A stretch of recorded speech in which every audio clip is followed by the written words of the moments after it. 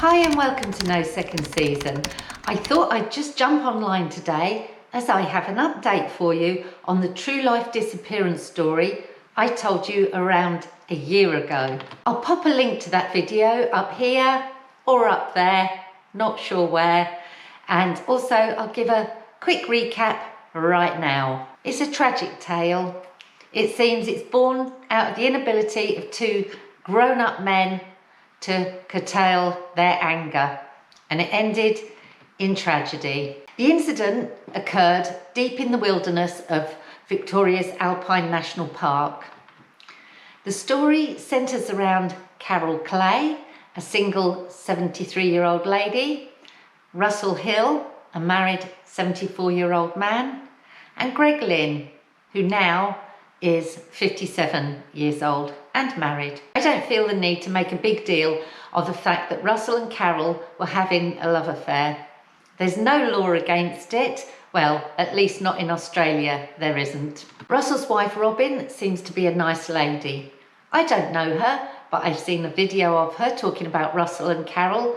She didn't have a bad word to say about Carol, and if it's good enough for her, then it's good enough for me. So we'll say no more about that. It was Thursday, the 19th of March, 2020, when Russell left his home and drove the 40 kilometres to pick up Carol from her home in the east of Melbourne in his white Land Cruiser. The couple headed north to the Wonnangatta Valley, deep in the Alpine National Park, where they were going to camp out for a few days. It's a familiar and poignant place for Russell, as there is a memorial plaque to a relative of his who was shot and killed accidentally whilst hunting 16 years prior.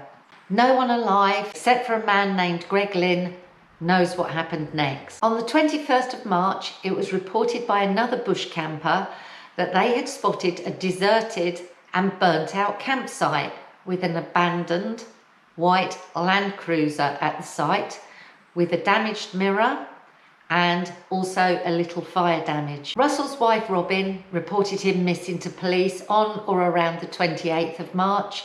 2 days later, Carol was also reported missing. A couple of months into the investigation into their disappearance, the police let it be known to the public that Russell and Carol were likely to be dead. At this point, they didn't know what had happened and didn't know the whereabouts of Carol and Russell's bodies, but they believed they had been killed. The police scoured regional and rural Victoria. Not a stone was left unturned, with police identifying all vehicles in the Wonnangatta Valley at the time of the disappearances.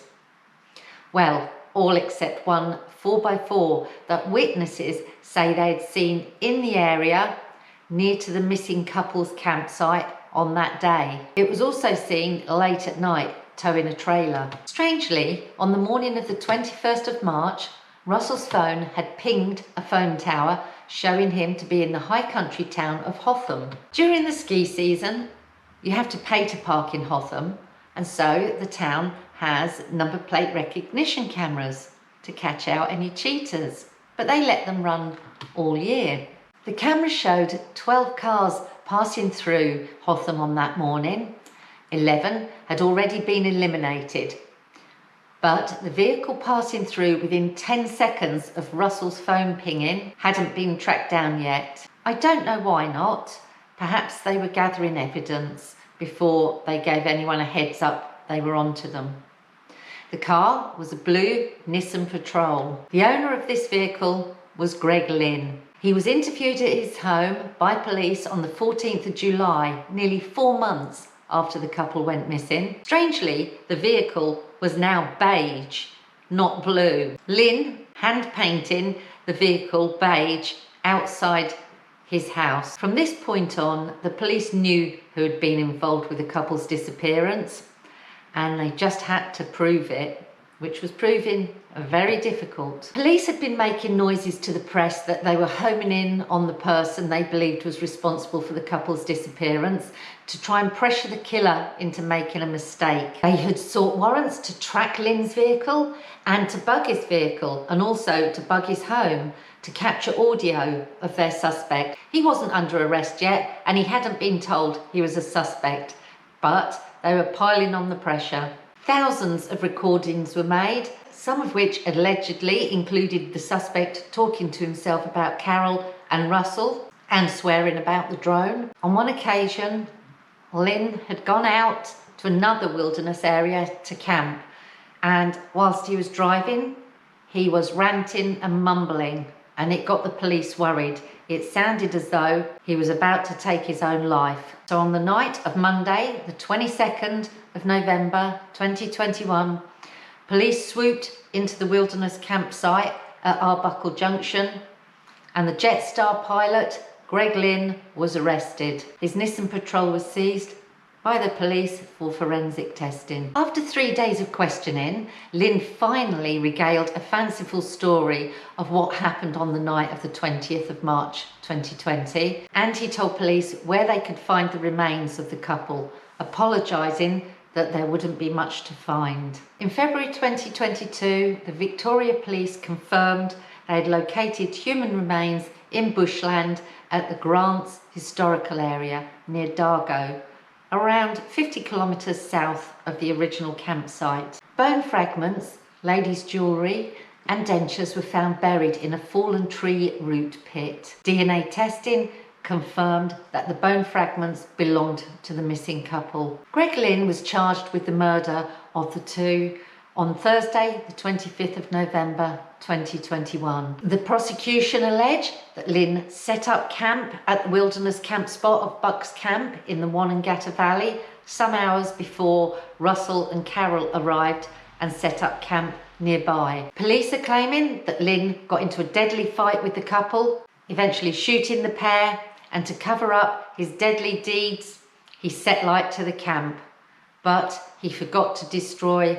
their telephones. It's further alleged that he transported their bodies in his box trailer to the Grants Historical Area where he buried them.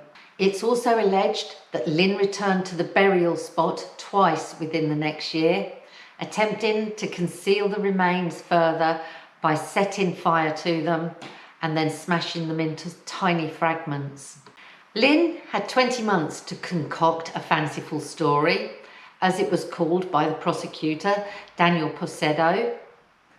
Lynn's account of events goes as follows. He says he was out stalking deer and heard buzzing.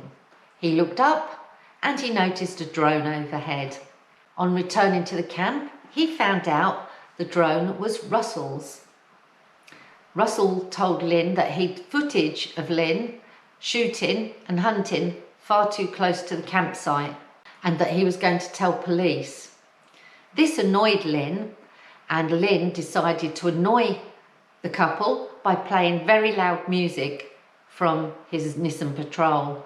At around 10 or 11 p.m, Lynn heard Russell near his campsite. He then saw Russell leaving his campsite, walking away, clutching Lynn's 12-gauge Barathrum shotgun and a magazine of ammo. Lynn said he approached Russell and Russell fired 1 or 2 warning shots into the air. Fearing Russell would shoot him, he took cover behind Russell's car and then he jumped out on him to try and disarm him.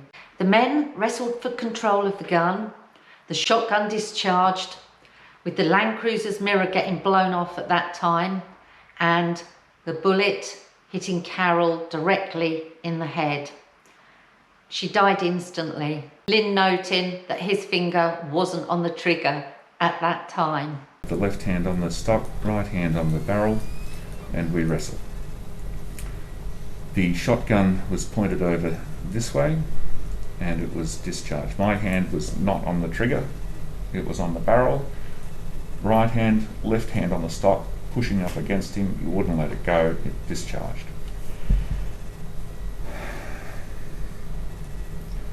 It went through the left hand rear view and killed Miss Clay dead. She was shot through the head. I saw her in the peripheral. I didn't actually see which way she was standing, but when later she was laying face down in the ground. Yep. Immediately, Russell Hill let go of the shotgun, and I took the shotgun straight back to the car. This clip is about 4 to 5 minutes long, and Lynn tells the story up to where Russell is killed. I'd be really interested to see that sketch. I'd be really interested to know if a body language expert has looked at this and analysed it. I'd be interested to know what analysis was done on the trajectories of this claim that the mirror was shot off and Carol was killed. I'm assuming by the same bullet he means. I'm not really sure. But yeah, lots of questions about this. Lynn went on to say Russell went to tend to Carol. Lynn took back the gun. The next thing he knew, Russell was rushing towards him holding a black knife. The pair struggled again. Russell pushed Lynn to the ground. Lynn says the next thing he saw was the knife sticking out of Russell's chest. That was Lynn's story. He could have said whatever he wanted because he's the only one to come out of the situation alive. In Australia, it's for the prosecution to prove the account wrong. Lynn could have said anything as long as there was no evidence to disprove it. This is the crime scene where Carol and Russell were killed. You can see his white Land Cruiser and the burnt out remains of the rest of the camp. It must have made quite a big fire. I don't understand the fire watch missing this. Anyway, I'd be really interested to know, because I couldn't find anything online, what became of this black-handled knife that supposedly stabbed Russell. Let's take a moment to just think about the enormity of what Lynn admits he carried out, even though denying he was guilty of murder. He had two heavy, probably still warm human bodies. He had to drag those dead weights into his trailer. He must have been in a blind panic and worried that another camper or hunter may happen along at any time whilst he was covering up his dirty deeds. He had to pack up his own camp. He had to destroy by fire Carol and Russell's camp. Doing all this and not drawing attention to himself. And it's just by luck that the fire he created in destroying their campsite wasn't picked up by the fire watch, as there were ongoing wildfires in the area at that time. After Lynn was ready to leave the camp with the bodies in his trailer, I can't figure out from all the reports his exact movements, but let's speculate. If he shot the couple, say at 10 p.m, it took him until midnight to pack up his camp, set light to the couple's camp, cover the bodies up sufficiently in his trailer. He then drove 50 kilometres southeast to the Grants historical area and buried the bodies, which would say take at least 2 hours. And in case the bodies were found, and so as not to be seen exiting that area into civilization, he returned up north past the camp he had originally been at, and then he tried to exit at Myrtleford, which is 150 kilometres from the body dump site. So that would have taken him perhaps, this is on gnarly fire roads, remember, perhaps 4 hours. So now it's around 6 a.m. He got to Myrtleford only to find that the gates were closed due to the wildfires. Witnesses say in the middle of that night they had heard a truck carrying out a rather peculiar reversing manoeuvre. Possibly that was Lynn. He then perhaps proceeded to Harrietville or Hotham, which would have been another couple of hours away. He probably had a couple of hours sleep, and that's why he was caught passing through Hotham at nearly 10 a.m. That's my speculation only, and the only way I can see why he went through Hotham and was known to have been near Myrtleford as well, because he was just trying to throw people off his scent, because the body dump site wasn't very far from a sealed road and also it would be on his way home. Greg Lynn was charged with 2 counts of murder. Fast forward nearly 2.5 years to May 2024, and we head to the Supreme Court of Victoria, located in Melbourne, Australia.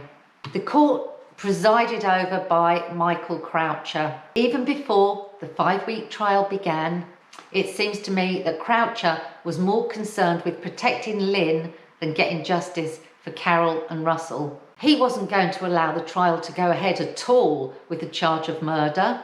He wanted it to be manslaughter. But a court of appeal sided with the prosecution and allowed the double murder trial to go ahead. And from then on, Croucher continued to try and protect Lynn. He disallowed the playing of the audio recordings the police had gathered before Lynn was arrested because he said they were irrelevant and it posed a danger of unfair prejudice by rank speculation. Basically, it painted the not-so-nice man in his true colours, and he didn't want the jury to know that Lynn was a horrible person. He disallowed most of the 3 days of the police interview footage from when Lynn was first arrested, and only allowed the footage which portrayed Lynn in a good light. And the reason for that was because he thinks Lynn was treated outside of the law during this 3 days of interrogation. He disallowed the jury to think that any of the following pointed towards an act of murder. 1. Lynn removing the bodies from the campsite. 2. Burning the campsite. 3. Destroying the drone by fire. 4. Selling his trailer. 5. Hand painting his Nissan Patrol a different colour. 6. Returning to the body disposal site and setting light to the remains and smashing them into tiny pieces. So basically he was saying none of those actions meant that he murdered anyone.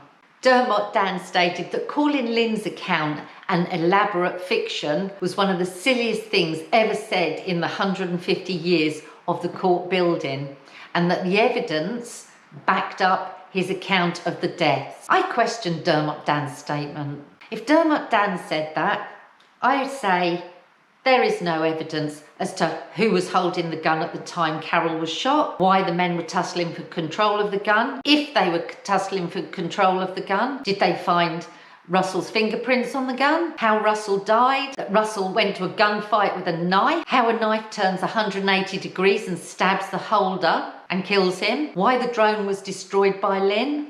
And it's a very convenient shot, isn't it, that Carol happened to get shot in the head. Was there 1 bullet fired or was there 2? And I don't think there's any evidence pointing towards any of those things. It's just that you can't disprove it. It's not the same thing. Sadly, all we know from forensics is that Carol was shot. It's the prosecution's job to disprove Lynn's account of events. The law, as they say, is an ass.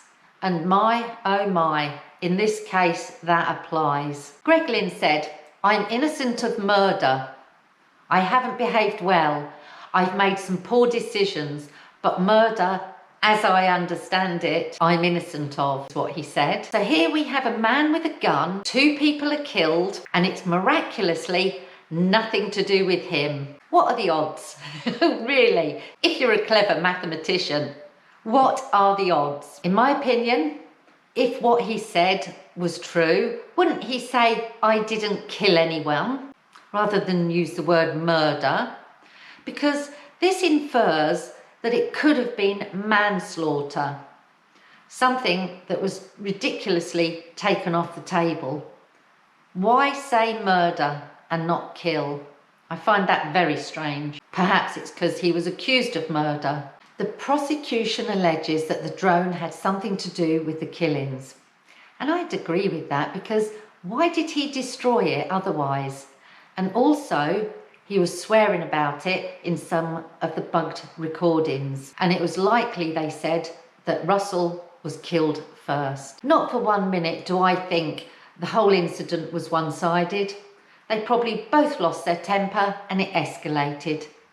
It can happen, especially if Lynn was playing loud music into the night. What a mean thing to do at a campsite. During the trial, Lynn admitted destroying Russell and Carol's campsite.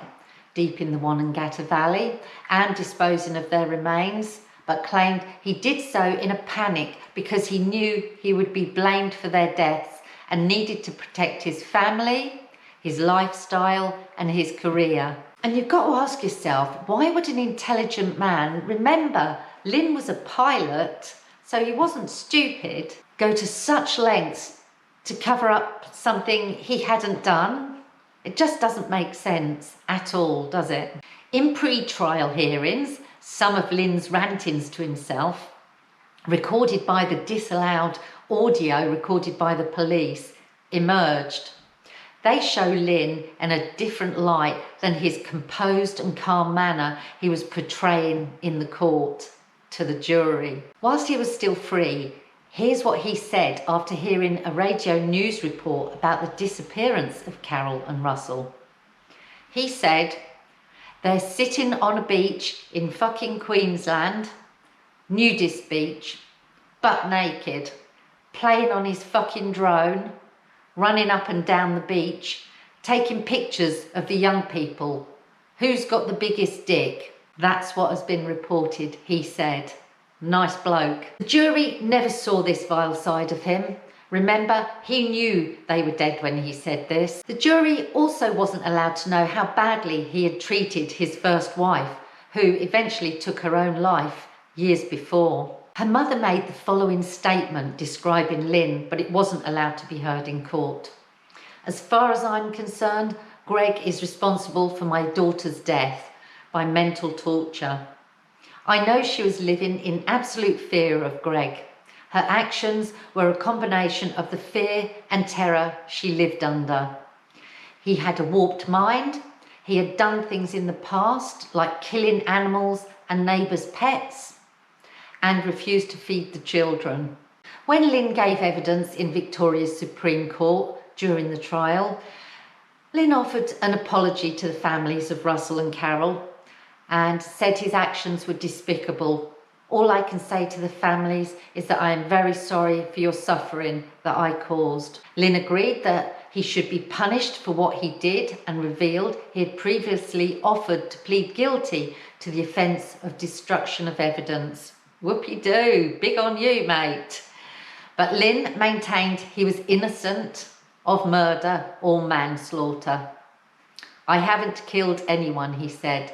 So he used the word killed then. Although he used the word kill there, but remember, to the police, his words were, "I haven't behaved well, I've made some poor decisions, but murder, as I understand it, I'm innocent of." Make of that what you will. Murder as I understand it. How does he understand it? I wonder.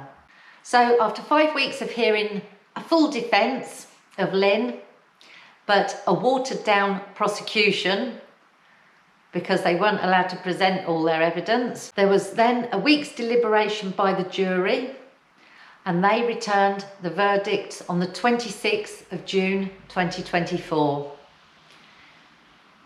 You won't believe it. Guilty of murdering Carol and not guilty of murdering Russell.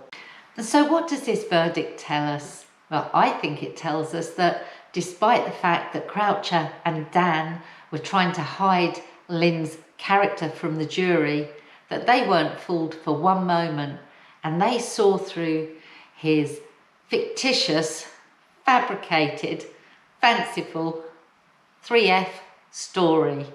And I congratulate them on their verdict when it comes to Carol. Sadly, when it comes to Russell, they had nowhere to go. They didn't believe that there was 2 murders, and it is a possibility because we do not know what happened that night. Just because Jeff Lynn said there were 2 accidents doesn't mean that's the case. We have absolutely no idea. Even the prosecution's alleged claims, they might be totally wrong, and he may have murdered both of them. We don't know. I don't know the reasons why the prosecution team agreed that manslaughter could be taken off the table, but I suspect they may have been cornered and had nowhere else to go, so had to take the best route possible of getting a conviction.